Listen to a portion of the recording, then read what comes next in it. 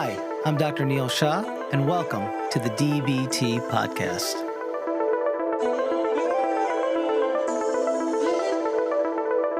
Welcome to the DBT Podcast. My name is Dr. Neel Shah. I'm a hematologist-oncologist and just trying to spread accurate information out here in the inner world. This is a very good friend of mine, Dr. Sanjay Patel. Thank you for being here today. Thank you for having me. Nice studio you have here. Thank you. I wish I owned it, but I do not. We need some video cameras here. I know. Well, I know you haven't been feeling well since Sunday. I'm really sorry about your Chicago Bears. Yes. I was told that once they got the Lions coaches, that suddenly they would become a Super Bowl team without changing any players, and within a few games we would see it. I don't know what happened. Can you before we get into doctor talk, can you analyze what happened? I don't think there's a defense to this. I like your Detroit Lions T-shirt that you're bragging. But I can't defend the Bears these days.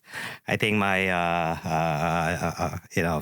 the grieving process has started, and it started earlier than usual.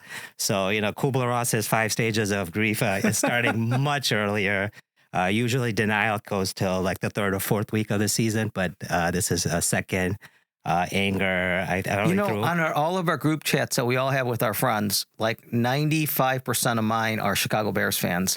And I did not text any of them. I did not want to rub it in. Because it was such a murder that day. I mean, I shouldn't use that word maybe, but you guys scored it was a lopsided game. 54 points, yes. But I didn't feel like I needed to really rub it in at all. But, I knew the podcast was coming up, and, listen, hopefully, actually all my friends last year, they cheered for the Lions once the Bears were out of it. So I was real appreciative of that. And as a Chicago fan, we're used to this. I was a Cubs fan for 30 years and still am. Mm-hmm. And the Bulls are struggling and the White Sox are struggling. So we're used to this. It'll come back. Yeah. Chicago's a sports city. It'll come Cubs back. Cubs won a playoff spot. That's right. And That's right. They were celebrating first time. So. And the Tigers are faltering right now. So we'll see what happens.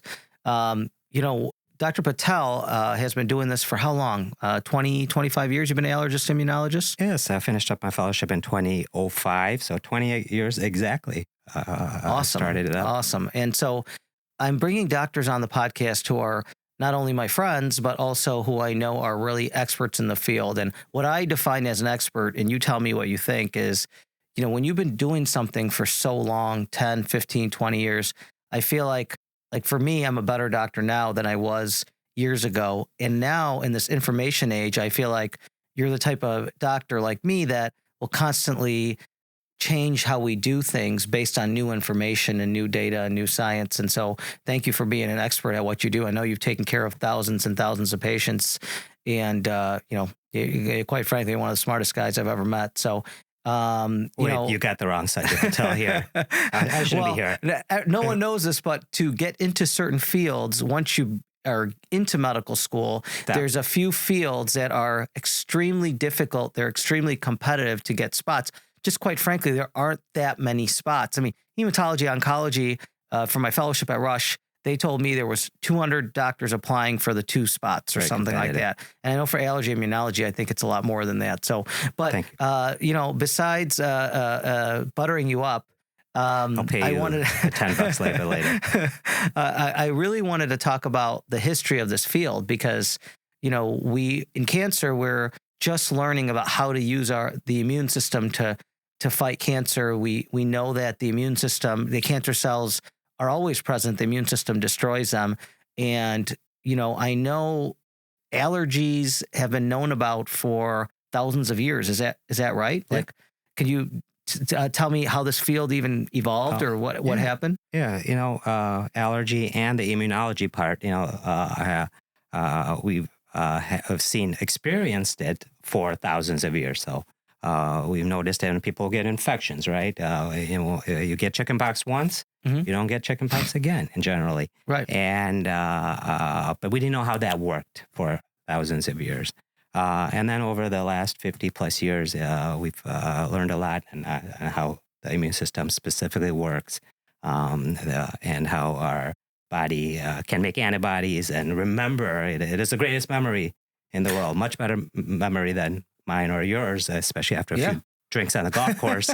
What shot am I on? No. But it remembers, and that adaptive immune system has been very important in developing all these new therapies from an allergy standpoint and from an infectious disease standpoint as well. Yeah, I mean, it's crazy how humans have evolved. We obviously know evolution is real based on, dinosaur bones and other things. And, on this podcast, one thing we just really try to focus on science and facts and the data that we have. Obviously, things change.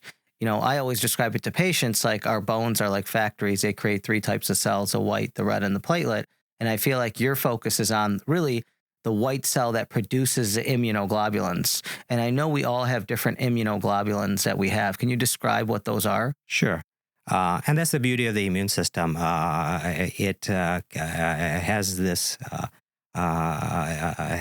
quality that it has memory. And the way the memory works is by having these antibodies. And these antibodies are produced by plasma cells and B cells, stuff that you obviously deal with as well. So those are types of white cells, right? The plasma cells and B cells, right? Exactly. Those are types of white cells. So there's 2 types of immunity. There's the very basic immunity that we've had for millions of years, and it's called innate immunity. Is that like passed down through evolution, this innate immunity? Innate immunity is passed down, but it's a very basic type of immunity. It doesn't have memory. It's non-specific, but it's good for early infection control processes. So your skin is a great example. It's a barrier to many infections. And then there are some other cells in your body, some basic white cells like neutrophils and the ones that you deal with on a daily basis that can fight off infections, basic ones early on. But to really be effective and to really have a robust immune response that is specific to a specific organism, that's where you need the second half of your immune system, which is called the adaptive immune system. And that one is brilliant. It remembers things from 50 years ago if you had an infection. If you had an infection 50 years ago, there are memory cells from that infection. Is that right? Exactly. So innate and adaptive, are those the 2? Those are the 2. Because I remember learning about this in med school, but I haven't reviewed it for such a long time. Anywhere, yes. And I just think every human being, and especially even for doctors, I'm so focused in what I do. I really think it's important. I wish, we don't have the level of education in the country that I wish every person had. That's one of the reasons for doing this podcast too, is in a non-judgmental way, just even educate myself. Like I'm learning from every expert stuff that maybe I read once, but I really think I should know, Exactly. So the innate system is just no memory. These neutrophils, when I check blood counts on every patient, I'm able to, that neutrophil count, something I talk to them about. And when you speak about our skin, I always tell the patients we have bacteria in our skin and our gastrointestinal tract. It's constantly getting into our bloodstream and our neutrophils fight them off. That's what you're talking about. Exactly. Is that correct? Yeah. And then adaptive is, let's say you got an infection, maybe you could chickenpox or something like that, then you don't get it again because you have memory white cells, B cells, I think, right? That remember when you got the infection. Right. And these soldiers, they're ready to fight off these infections the second time you're exposed to this. And then that second exposure and second response is much stronger and it's longer lasting. And this is what vaccine technology is essentially based on as well. Okay. So let's just talk about, first we can start with kids. Like, I know you treat kids and adults. I only treat adults. And so like my kids luckily don't have any nut allergies or anything like that. How do they discover allergies? How is having an allergy to something, you just take it and then like nuts or whatever, and then you just get sick? Is that how you get evaluated for one? I know it's like a pretty basic question, but. So on the very basic level, an allergy defined as an abnormal response to something that is generally harmless. Okay. So when you look at foods, milk, egg, wheat, peanuts, for you and I who don't have allergies, you don't have allergies to foods. Those are not harmless. We can eat it every day. But in patients with those allergies, their immune system abnormally overreacts to them and causes a severe reaction that can lead to hives, shortness of breath, low blood pressure, anaphylactic type of symptoms that can be life-threatening. Yeah. So the question is, why is it doing that? Yeah. Why does that happen to certain kids and not others? And why is it happening more often these days? That's a good question. I didn't know that. Yeah, the incidence of atopic diseases has increased by 2 to 3 folds within just the last 25 or 30 years. So think about it. What other cancer or heart disease or anything has increased by 3x over this long period, such short period of time? That I don't know. Yeah, that's crazy. So do you think it's something in the food, or what? Does anyone know? Is there any real research on that? Yeah. And there's a hypothesis, and it's called a hygiene hypothesis. So we've noticed that as our society has evolved, we've become a lot cleaner, which is good from one respect. So the infections that used to kill us by the age of 20 or 30 or 40 are no longer around. But now, because your immune system is not challenged early on with those infections, this hygiene hypothesis essentially states that your immune system kind of goes haywire. And by not having this challenge early on, it starts to go after and react to things that are normally not harmless, or which are normally harmless. So things like pollens and foods. And when they look at the evidence, it does show that. If you look at developing countries, I was born in India, your parents were from India. Yeah. We're exposed to these infectious organisms much early on in life, things like TB and cholera and malaria. Yeah. But by the early exposures, if you can make it through that and you can survive, your immune system actually got challenged early on and doesn't go haywire down the road and cause these allergies. I see. But as our society has evolved and those infections have been minimized, now your immune system goes right. It hasn't been challenged, so when you look at kids who grow up on farms, they have less atopy than kids who don't grow up on. Or if you looked at East Germany and West Germany, when the wall was up, West Germany had high incidence of atopic diseases. East Germany had less. When the wall came down, it became similar. Okay.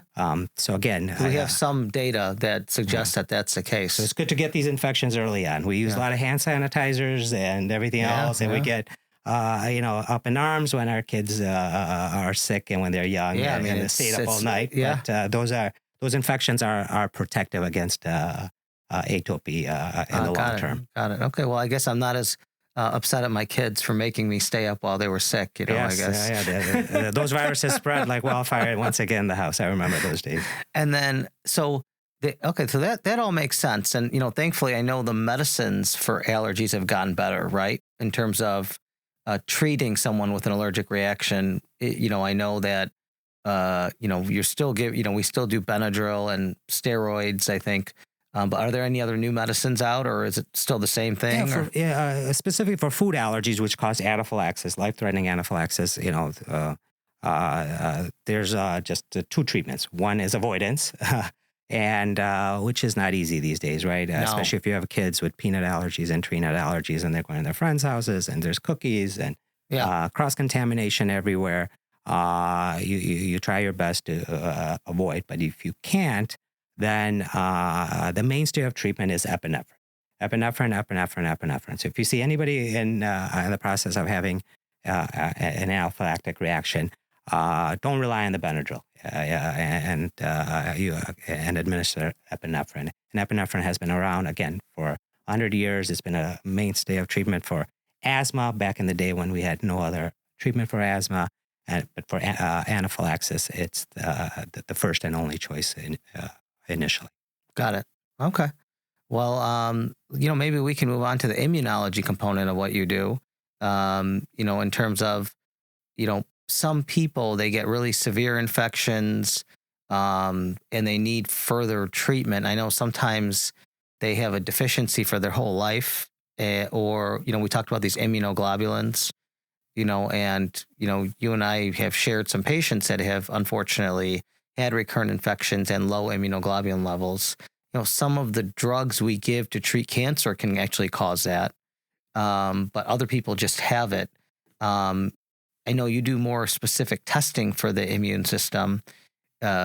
is there, I know you're doing newer and newer there's shots now available, right, for this. And, maybe you can talk about how people get that. Do they acquire it, or do we just not know sometimes? Yeah. So what we're talking about is immunodeficiency. And in general, there's two types of immunodeficiency. There's primary immunodeficiency, and that's what I mostly take care of. And primary just means we don't have a cause. It just happens. It just happens. And what percent? Do you know what percentage of the population? It's not very common, thankfully, because these people can be sick. But it could be 1% to 2% of the population. The diagnosis 1% to 2% to me is like is a lot. Still high, right? And it could be higher because the diagnosis is delayed on average for a typical primary immune deficient patient by 8 years. Okay, believe it or not. So you could be walking around for 8 years, but and you're getting sick. I mean, I think these patients, they're getting infections. They're getting recurrent infections. 1% is such a high, I don't know. To me, that's such a high number. But, exactly. And because they're getting the typical infections, people don't screen them for this. So if you let's say you get a sinus infection, oh, fine, you got a sinus infection, here's the antibiotics, see me back in 6 months. Right. And then you get another sinus infection. And you just keep treating these patients with antibiotics, which is the right thing to do initially. But many people, we just don't suspect that they have this, or they're not screened for it, so you don't pick it up. Or you get, a pneumonia or 2 pneumonias in a young 25-year-old, should, have you, still suspect something is going on. But when the incidence or the prevalence is still a little bit on the lower side compared to like allergic rhinitis, which is 40% of the people have it. They have allergies, we test them immediately, or asthma, 15% of the population has it. We think of that first. But when it's a little bit on the less common side, it's not screened initially by all of us doctors. And then ultimately, it's something that needs to be checked into. Okay.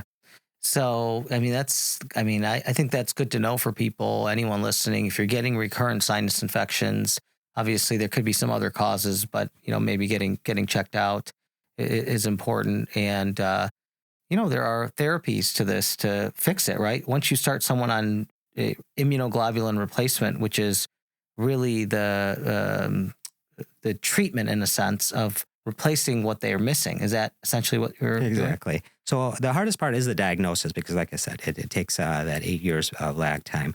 But when the diagnosis is made, we can replace these immunoglobulins. Again, these immunoglobulins are soldiers that fight off infections. And we can gather those from patients who donate blood. And it comes from thousands of patients who donate blood. We take out the red blood cells, use that for transfusions in people who are anemic or who are having trauma or some sort of surgery. But what's left is this plasma. And in this plasma are these immunoglobulins that can be replaced. For many years, the only way was via intravenous measure, so we can do it IV. Now we have home-based therapies where it can be subcutaneous, which is shots just underneath the skin that the patient can self-administer. But these bring up the levels passively, and you can do that on a weekly basis. This may be because I know neither you or I are PhDs, but I don't remember how they figured that out. Do you remember it all or no? No, and if not, it's not something we do. A lot of it is accidental. You're right. Back in the day, they talked about these humors or the stuff in the blood that they figured out there was something in the blood that was helping, and they would because it would give other people someone else's blood, and they'd figure out, hey, you know what? I forgot the guy that did the experiment, but they would, like you were saying, give a low level of infection to someone, and then somehow even sometimes cancer cells, they you give, and that's actually being developed right now, that maybe there'll be this, a vaccine for cancer in a sense. If you get some sort of solid tumor cancer, they'll take that, go to a lab, produce, and we have some things already called CAR T therapy and things like that. But it's just so it's changing rapidly, and from cancer treatment to even all of these treatments down the future. If you can take these T cells that are in your body and kind of reprogram them and attack only the good cells, that's a very targeted therapy. What's the most common thing you're seeing for misinformation? Maybe people think about what you do or for a living, like what you do, or what people believe that you just I mean, everyone can believe what they want. It's a free country. But what are the things that you're seeing that maybe you want to tell people, you know what, this just isn't true, you know? I mean, I think, I've talked about it before on prior episodes for me where it's, that cancer is one thing when it's really 200 different things. I just finished a great book that I actually, by a surgical oncologist named Peter Attia, and he talks about how the same thing that my thoughts Longevity. are. Look, you can't just, it's not treating quote unquote cancer. It's 200 different things. And so, we're getting better and better at targeting different types of cancer. But so that's the thing that I'm always trying to tell people that, hey, if you have, lymphoma, cancer of the lymph node versus colon cancer, they're treated completely differently. The process of which they grow is completely different. The drugs we use are completely different. So maybe you can talk about, things that, maybe, like you wish people knew about that, or that they coming in with that, probably every day you hear, why is this level a little low or a little high or whatever, whatever you want to say. Yeah. The main disease we treat is asthma. And asthma is, like I said, extremely prevalent. 15% of the population has it. And it's very heterogeneous. So I always thought a pulmonologist treated asthma. Am I wrong about that? No, it's treated by both and the primary care physicians see a lot of it because it's such a prevalent disease. Initially, it starts at the primary care physician level, and then we ultimately see the ones that are more difficult to control. Got it. So you see the cases that are really bad, basically. Yes. Like they start an inhaler, and then if they're doing good, great. But if that's not the case, then they come to you. Is that right? And asthma is very diverse and can present in many different ways. Especially from a patient standpoint, patients are sometimes in a denial mode that they have asthma. They're like, doc, I get sick. Every time I get sick, I get short of breath, coughing. But when I'm better, I'm fine. Completely better. Oh. So why do I need to take these medicines on a daily basis? So that's the education part in educating these patients, like that asthma is a chronic disease. It's an inflammatory disease, it's kind of a lifelong disease with that, so which requires maintenance medicine. There's no cure for asthma, right? You have it forever, right? Yeah, there's no cure. Kind of like my baldness right now. Unless you find one, I'll take there is things you can do for that. We all know that. I think that ship here sailed. And in other countries. Yeah, that ship sailed probably a long time ago. So there's a lot of misconception, especially general population, and even in the medical community, in how to treat asthma. Acute asthma exacerbations are treated really well by all physicians. You give them an albuterol inhaler, they get better. You give them some prednisone, they're better. But the cycle repeats in these patients.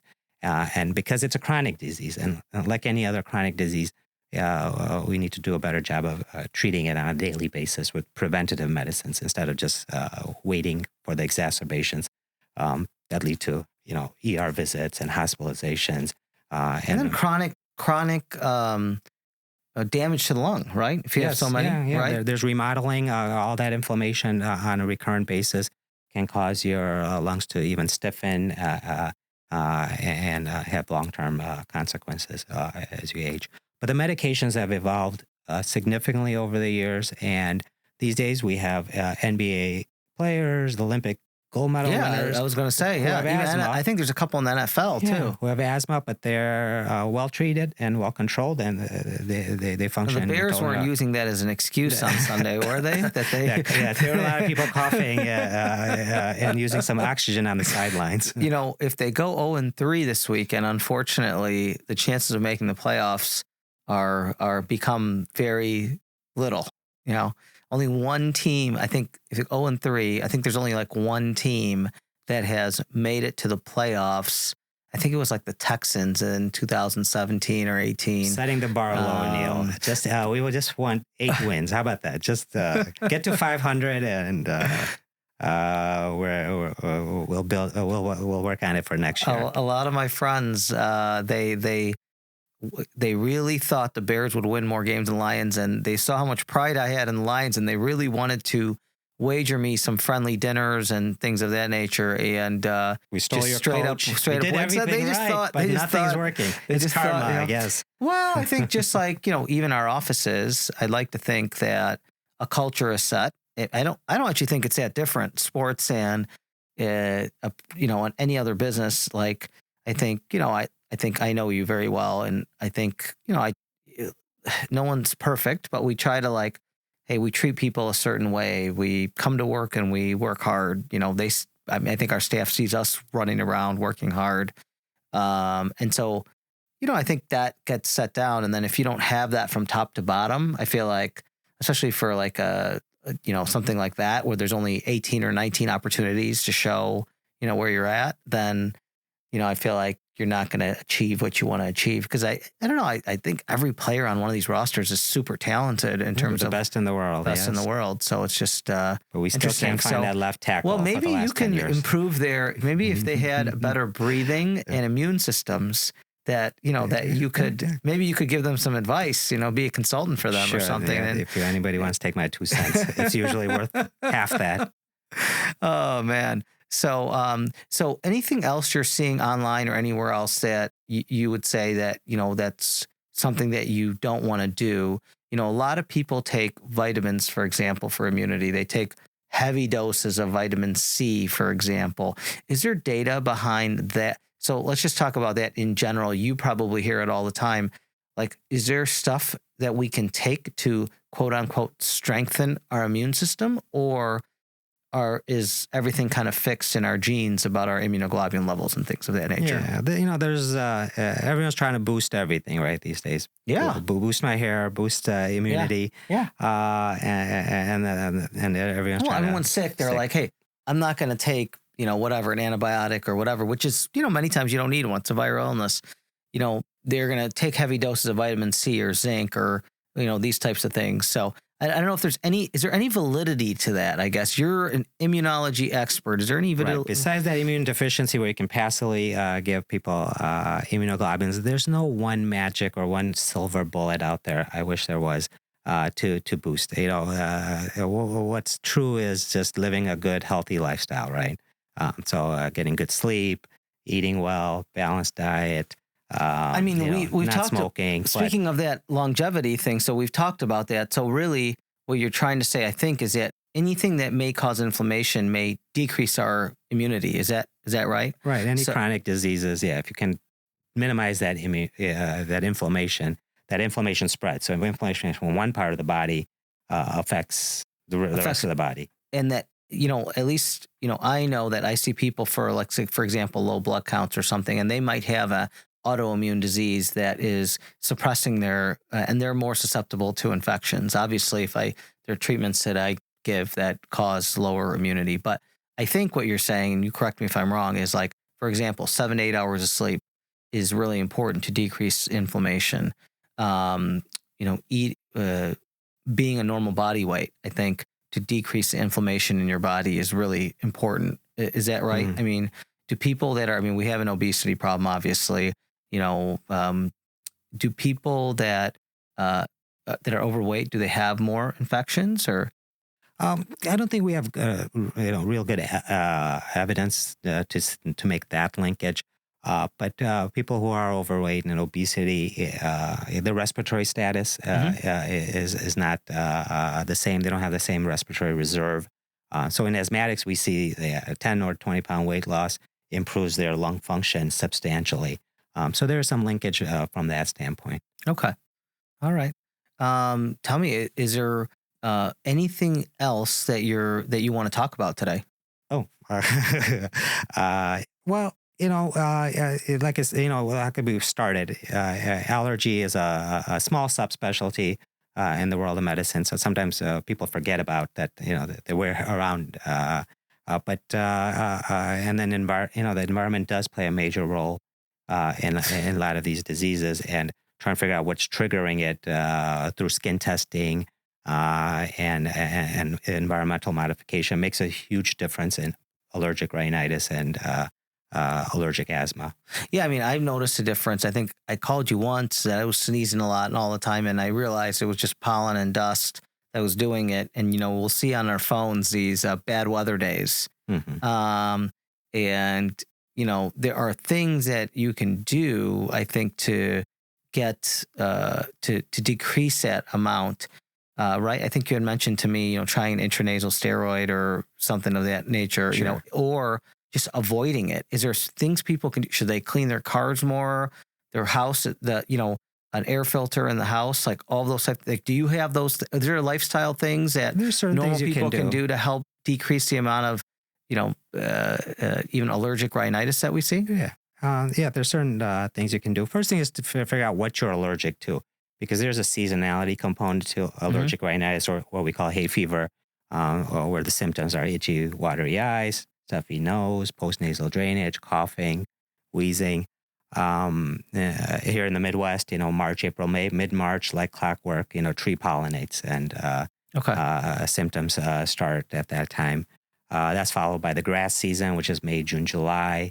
And then this time of the year is the worst time, especially in the Midwest, is the ragweed season. I was going to say, it's probably ragweed for me. It is. Now, one thing that works for me is and obviously, as I've discussed many times, this podcast is not sponsored by anybody, is taking a Zyrtec or an antihistamine or something. Is that something you recommend? Yes, it's first line of treatment for especially mild disease. The 24-hour second generation antihistamines, or what we call it, Claritin, Zyrtec, Allegra, are helpful, especially with pruritic, or what we call itchy symptoms, itchy eyes, itchy nose. They help with a little bit of runny nose. They're not great with nasal congestion. So people give up on it. None of these treatments are 100% effective. So they're like, oh, Zyrtec doesn't work. And then they'll kind of go through their different, down the list of different antihistamines. But even on average, all the studies show that they're about 10 to 20% effective. The second line of treatment is a lot more effective, but people don't use it, and they don't use it consistently. And those are nasal steroids, intranasal steroids. Okay. So like Flonase, or Nasonex, or Nasacort. And they've been around a long time, very safe. But unfortunately, they require consistent use for approximately 2 weeks for symptoms to get a little bit better. But by that time, most people give up on it. One reason is people don't like to squirt stuff up their nose. It gives them a headache. It tastes bad. It can make them cough. It can cause nosebleeds. Those are all side effects. Sure. But I usually tell people, if you stick with it, after a couple of weeks, you will notice a difference. It's just tough to stick with something for 2 weeks and you don't see a effect. Response. It's just like our weight sometimes. It's like flossing. Exactly. Actually, it's funny. We don't do it enough. We have a doctor of dentistry coming later. He's going to yell at you for not flossing every day. Twice a day. Well, there's a lot of data on flossing, actually, believe it or not. So it's kind of, it's fun to be able to talk about things, because I think, we have learned so many things about, so are there things that people are doing that you recommend they don't do? So for example, you and I have had, some drinks on a golf course before. Are there things that you would tell people, I know that alcohol is not good for you. Like I enjoy it. We joke around about it. Not as I but do. I don't drink every day. I don't drink during the week, But in some week, like this weekend, I won't drink at all. But is there things that people are doing that maybe is dampening their immunity besides their diet and sleep? Alcohol, does it affect immunity? Or are there other things, that, could lead someone to damage themselves? Our friend, Dr. Neel Shah, had a good analogy of, the human being, like a car, like, it's going to break. There's different parts and, it's going to break down. Are there things that people can do to avoid that from happening? I wish, again, is that silver bullet out there that we know that boosts all immunity and it's going to make you healthier? At this point, we don't, we're not there yet. Okay. And maybe we will be 10 years from now when we have more data, more science. We get at the molecular. So I think still the true tested, old advice is still the best advice. Sleep and diet. But going back to and stress too, right? Stress, we're all stressed. With all these kids we have, and that's right. Well, we both have twins, so that's why we have to get golf a little bit more and get away for a few hours in the day. Well, the stress level definitely is a little less when we're not. Our wives are hearing this, and they'll give us a pass. But because stress plays a role in immunity too, right? Yes, stress definitely. We do know causes, a rise in cortisol, and that can lead to changes in sugar. And yeah, I mean, I feel like that's one thing that we don't always talk about as much, whether you pray or meditate. I'm just a big believer in doing things, or play golf. Well, a big believer in doing things that, decrease your stress levels, that, will golf help decreases your stress level. That's pretty good. That's because you're good at it. Someone like me who sucks at it. No, man, you can hit your irons, man, straight. I've seen it, man. You can hit your irons longer than me too. My short game, it needs a lot of work. I mean, I'm saying like the stress level. I mean, I think it's really an important part of being a happy person in a sense. And if you're not getting that from, prayer or meditation or whatever you do, I think I think at least for myself, wasn't focusing on that on a day-to-day basis. It's one of the reasons I'm doing this podcast. Actually, it's fun to talk to you and learn things. And, it's very diverse. Talking to a friend. I mean, we learned during COVID, like a lot of people, obviously got sick from infections, but also cognitively, they just didn't do as well. Their stress levels were higher. And so I think we learned that, we need that in our lives as human beings. Humans were naturally social. And I don't know anyone more social than you, Neel. You have more friends. You're always golfing. You wrote a book. You are doing this podcast. You're making us look bad. No, it's not looking bad. How do you find the time? I just try to do stuff that's fun, I think. And then, when I do eventually leave this world, I want to leave something behind for the kids and all that. So, it just, and this is not a chore for me. I try to think of, even when I go to work, I tell my patients this, like, the reason that I think I'm never going to retire is because I'm enjoying what I'm doing. And I think you do too. And every expert I've interviewed, for us, there's certain things I think in life that you have a natural ability to. You and I will never be professional, no offense, but like, I don't think we'll ever be professional sports. We love sports, but we'll never be professionals in that. But I'm really thrilled that I feel like, I'm an expert at something, Your basketball days have passed, you're saying? Basketball, man. You quit first and then I did. Man. We didn't want to get hurt. So the first Achilles rupture, you're like, that's well, everyone jokes around about golf, but I used to play basketball, and then once that stopped, I needed some other stress reliever, Yeah, at least your game was conducive. You're a good outside shooter, so you could have played a few more years. It's called laziness. All I did was put my head down like a bull and drive to the hole. It was...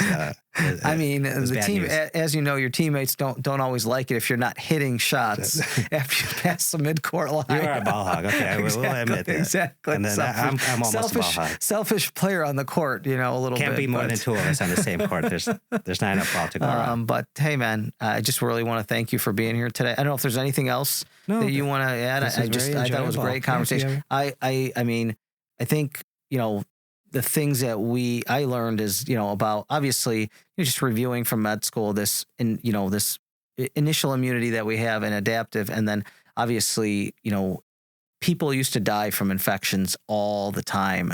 People don't realize, like 100 years ago, right? I mean, number one cause of death was an infectious disease, as you said. People weren't living that long. And now we're starting to figure out how things work. And, we have all these drugs and we can treat severe infections. I mean, sepsis, everyone would die, right? If you got a severe infection, severe pneumonia or something, now we have, at least some drugs and other things. Supportive care. I mean, I had, childhood, when I was in high school, we had someone in the community passed away from a nut allergy. So I remember being at her funeral and, thinking what a preventable thing that was. And, we're learning more and more and, hopefully, anyone that's listening to this takes that these are serious things. If you have infections every 6 months and they should see someone like you, a specialist, because, a lot of times even the patients come to me and, they'll be like, hey, I have this heart problems and this kidney problem and this, allergy problem, and they'll want me to fix it. And I'll fix what I can.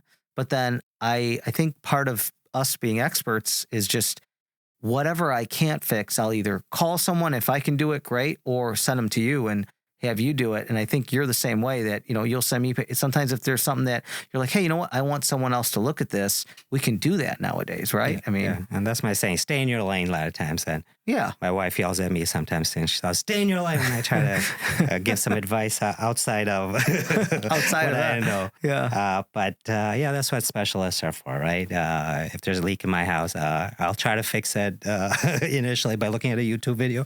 But after a while, I know this is out of my range. Absolutely. And I'll pass it on to the guys who know it really well. Well, thanks. I got a gift for you. And, hopefully we'll talk again. Thank you very much. All right, man. Take care. Mm-hmm.